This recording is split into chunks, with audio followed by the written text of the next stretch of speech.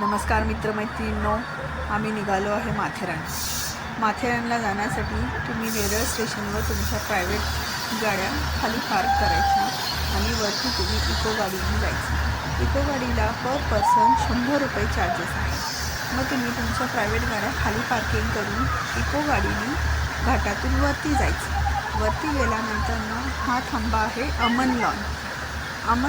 अमन लॉजच्या तिथे ही टोया ट्रेन दिसते। ह्या टोया ट्रेनमध्ये प्रवास करून आपल्याला वरती माथेरानला जायचं आहे। टोया ट्रेनचे चार्जेस आहेत पर हेड 55 रुपीज। हे बघा, आम्ही सुद्धा आमच्या गाड्या खाली पार्क करून अमन लॉजपासून पुढे वरती माथेरानला निघत आहोत। हा आहे माथेरानचा उंचवट्याचा भाग, त्यामुळे ही टोया ट्रेन अगदी शांतपणे चाललेली आहे आणि आम्ही पण निसर्गाचा आस्वाद घेत पुढे निघालेलो आहोत। बघा किती छान वातावरण।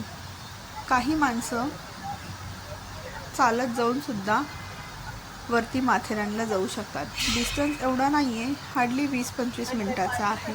तुम्ही चालत ही वरती जाऊ शकता किंवा खाली उतरून येऊ शकता रेल्वे ट्रॅकने।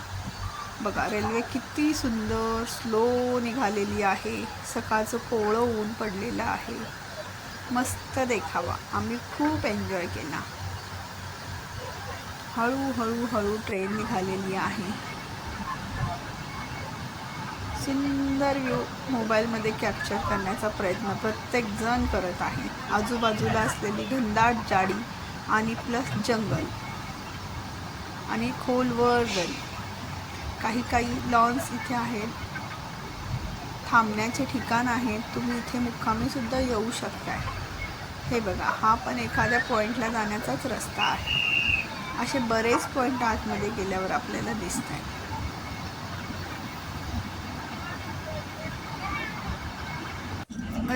हे बघा, आता आम्ही ट्रेनमधला व्हिडिओ केलेला आहे। हा आमचा ऑल ओव्हर ग्रुप आहे 20-22 जणांचा। प्रत्येकजण भूक लागलेली असल्यामुळे काही ना काही स्नॅक खायचा प्रयत्न करत आहे। माझे मिस्टर